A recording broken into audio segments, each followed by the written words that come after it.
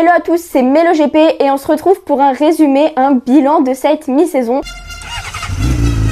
Let's go!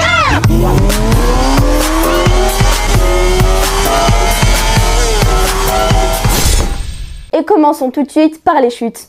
Je vous ai fait mon top 4 des plus grosses chutes, des chutes les plus mémorables depuis ce début de saison. Et commençons par, pour moi, la plus grosse, celle de Paul Espargaro durant les essais à Portimao. Il est tombé très fortement, il a mis beaucoup de temps à se relever d'ailleurs et il a eu de très nombreuses fractures, notamment au cou, aux côtes, au dos, mais aussi la mâchoire et une vertèbre qui a été à moitié réduite. Il y a aussi eu la chute entre Marc Marquez et Johan Zarco au Sachsenring qui a été assez mémorable. Johan Zarco qui sortait des stands et Marc Marquez qui a tout simplement glissé. Il a fauché la moto de Johan Zarco qui s'est d'ailleurs coupé en deux. C'était des images assez impressionnantes. Heureusement, les pilotes s'en sont sortis et ont pu remonter sur leur moto par la suite. Encore un moment où nous avons eu très peur, la chute entre Alex Marquez et Luca Marini durant la course du dimanche du Grand Prix de France. Les deux pilotes ont fini au milieu de la piste, mais heureusement, aucun pilote ne les a percutés et ils ont fini avec une chute sans grosse gravité.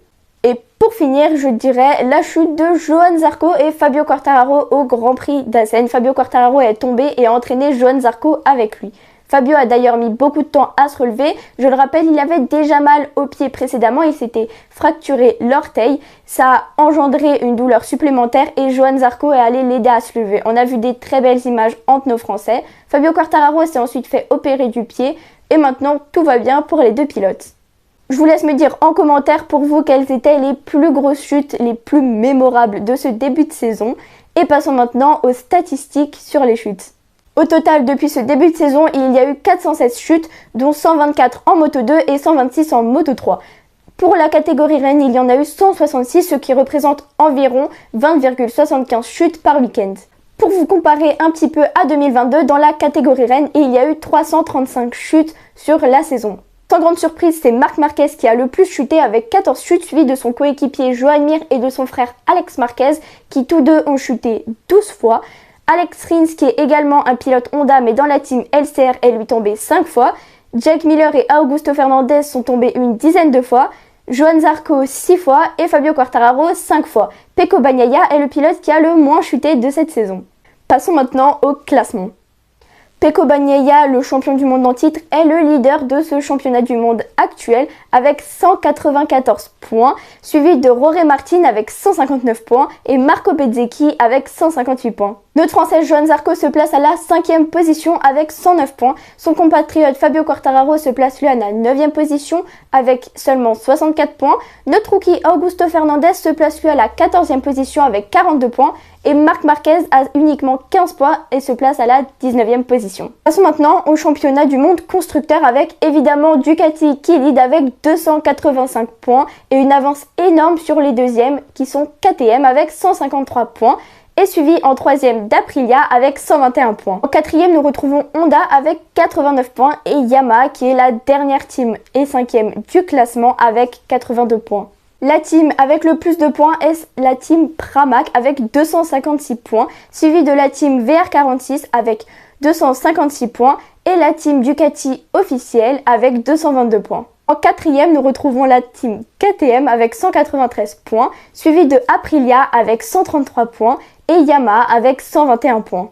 La team Gresini a 97 points, suivi de la team Honda LCR avec 84 points et la team GazGaz avec 51 points. La team RNF totalise 39 points et la team Honda officielle totalise uniquement 20 points et les place donc derniers au classement. Parlons maintenant avec quelques chiffres.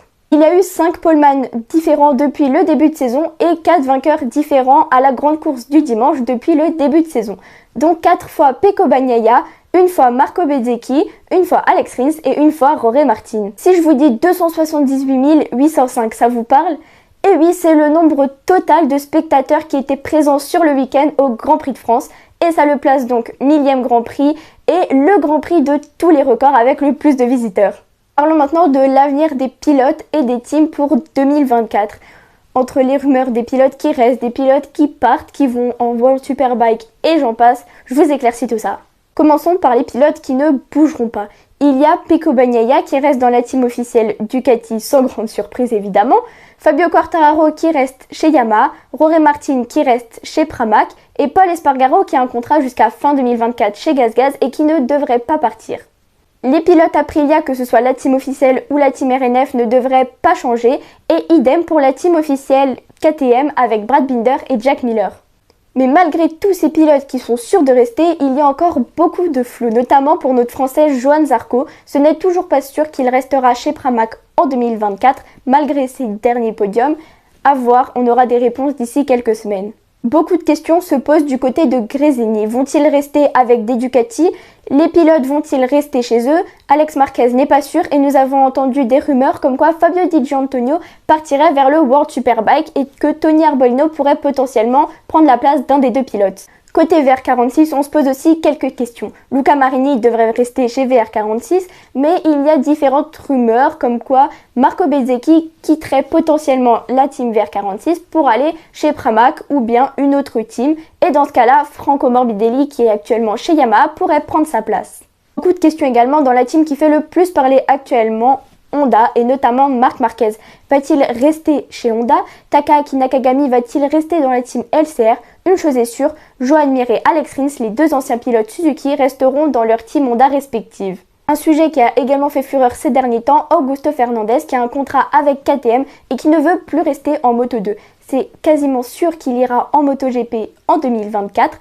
KTM avait demandé à faire une autre team pour lui. Malheureusement, cette demande a été refusée car la place est réservée pour une autre team. On ne sait pas encore laquelle. On aura des réponses peut-être d'ici 2025-2026 à voir. Donc pour l'instant, Pedro Acosta, on ne sait toujours pas où il irait. Il prendrait potentiellement la place d'un pilote GasGas à voir. Je vous tiens évidemment au courant pour répondre à toutes ces questions dès qu'on aura des infos. Et pour finir ce bilan, parlons de quelques infos intéressantes. Maverick Viñales est devenu papa et évidemment on le félicite, un nouveau bébé dans les paddocks. Jorge Martin a également été victime du syndrome d'éloge à la jambe et s'est donc fait opérer. Pour l'instant, il est en fauteuil roulant et il a l'air de plutôt bien s'amuser. Et le MotoGP, mis à part la team Yamaha, sera présent au Festival de vitesse en Angleterre, au Goodwood. Il y aura 6 équipes, 10 pilotes et 9 légendes MotoGP. Et d'ailleurs, on y retrouvera Pol Espargaro qui fait son grand retour sur une moto. Il roulera le jeudi et le vendredi sur sa RC16. Bien évidemment, je vous ferai une vidéo dessus le moment venu. Et à bientôt pour de nouvelles infos GP.